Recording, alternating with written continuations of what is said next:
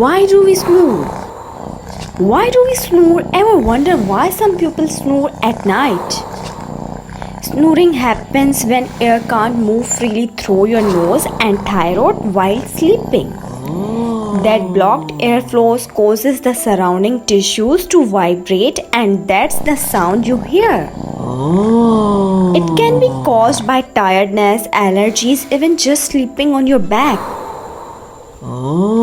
Try sleeping on your side to reduce snoring.